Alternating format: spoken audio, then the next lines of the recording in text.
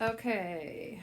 In this lecture, we're going to look at factors that affect the solubility. So when something's dissolving in something else, what are factors that would either make that happen faster or slower? And four of those are going to be temperature, the pressure that it's under, stirring, and then the particle size. So in terms of temperature, if you're looking at a solid dissolving into a liquid, if we increase the temperature, the rate of dissolving is going to increase. And increasing the temperature of that solid also is going to increase the solubility. And that's what we saw in all of our solubility curves for those, excuse me, ionic solids. As the temperature was going up, so were all of those graphs. Now, if it's going to be a gas, it was the opposite. It was an inverse relationship. And so as the temperature goes up, the solubility of a gas is going to come down. And that's because those gas particles start moving faster in a warmer environment, and then they're hard to keep dissolved into the liquid. Pressure, if we increase pressure of a gas, the solubility of the gas in the liquid is going to increase. And you always think of this like bottled pop. All those bubbles are down in there because that's under pressure. And as soon as you release the cap, all of those bubbles come up to the surface. Increasing the pressure increases the solubility of a solid in a liquid. And I don't think these two have either an effect on either one. Now stirring, if you increase the rate of stirring or agitation, what's it going to do to the rate of dissolving? It's also going to increase that. And so I always say, think of a pot. And let's say you're trying to boil water, or you're trying to make some pasta. And so you dump in some salt down in the bottom, right? Well, what's going to make that salt dissolve faster into the water before you can boil your noodles? You're going to stir it. Okay, so you're going to put a spoon in there. You're going to stir it. That's agitation. That's going to help to dissolve all of these salt crystals down in the bottom. Temperature, as it gets warmer, these are going to dissolve faster. If any of you ever gargle with salt water because you have canker or cold sores inside your mouth, you know that salt is going to dissolve better if you put it in a warm glass of water versus a cold one. And then we also look at particle size. So if you've got a big salt chunk in here, that's going to take a long time to dissolve versus these tiny little salt chunks. So decreasing the size of the particles will increase the rate. These little ones, the smaller size, dissolve faster than the big one. Okay, so just know that, when we talk about factors affecting solubility, A, B, C, and D will all affect that. Oops.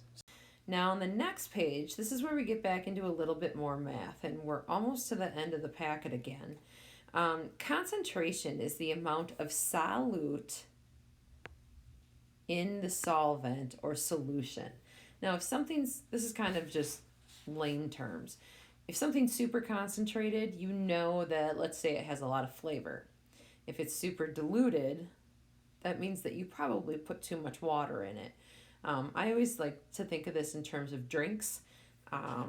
If you are making Kool-Aid, right, and you put your solute in there, you can tell me what the concentration of that Kool-Aid is.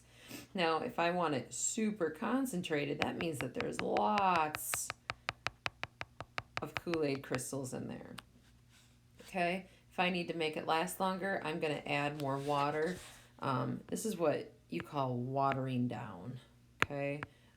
And it's not always going to be water. But if something's diluted in terms of a drink, I don't think it ever tastes good. Okay. Next part, we are looking for concentration descriptions, and you can look at it in terms of mass, volume, or molarity. And all of these are on the inside of your chem helper. So if you have mass, percent mass, remember percents are always the part over the whole. So the mass of the solute, that's the part you put in over the mass of the solution. That's the whole solution. You might be doing it in terms of volume. You know, you put 2 ounces of this liquid into 20 ounces of this total solution. Okay, those are ounces is a volume measurement. And then when we talk about molarity, several times this year in lab, you guys worked with different acids. So if we were working with hydrochloric acid and you went to go grab the bottle and it said 6M, and you were like, what's the 6M stand for? Well, this M right here is the molarity, and that's telling you concentration. 6M is much more concentrated or strong than a 3M, a 3 molar HCl. Okay? So let's take a look down at the examples. In order to maintain a sodium chloride concentration similar to the ocean or ocean water, an aquarium must contain 3.6 grams of sodium chloride per 100 grams of water. What's the percent by mass? Now, you have to keep in mind that it's the part over the whole. So you do have to add up your numbers for the total amount of mass. Now, because I see grams, that tells me that I'm using percent by mass formula.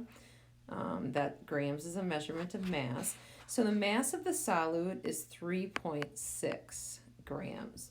And it's per 100 grams of water.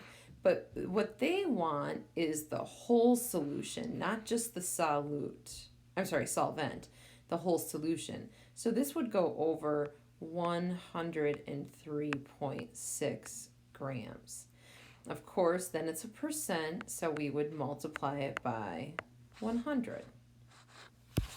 In the second one, what's the percent by volume of ethanol in a solution that contains this much ethanol dissolved in this much water?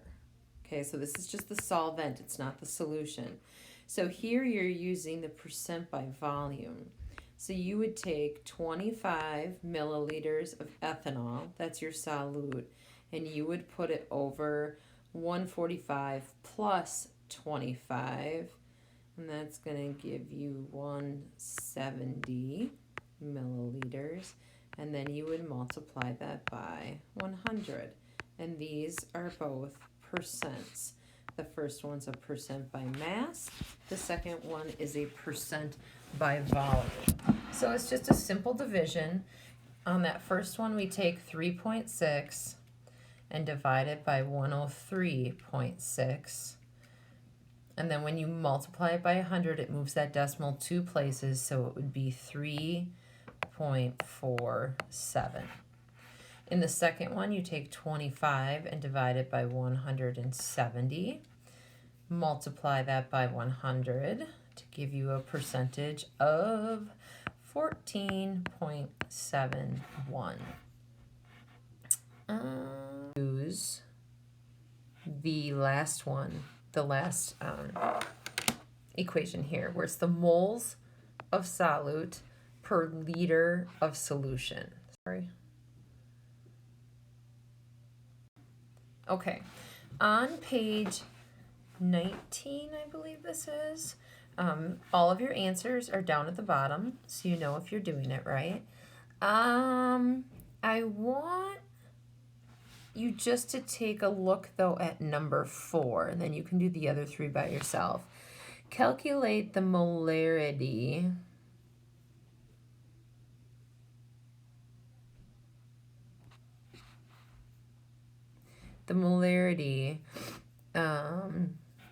so we are going to go back. Okay, molarity equation is moles per liter. Okay. So in that one, calculate the molarity. You would go M equals 0.20 moles over, now this is in milliliters, so you have to look at that stair stepper in there. To go from milliliters up to liters, we have to swing this 3 spots.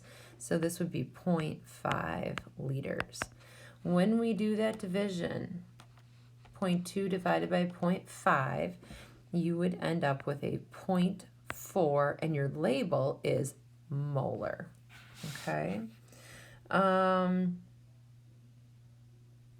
So watch this one as well. And down here, you just got to make sure that you convert it to moles first. And they gave you the molar mass. So find the moles and then divide it by the liters. Okay.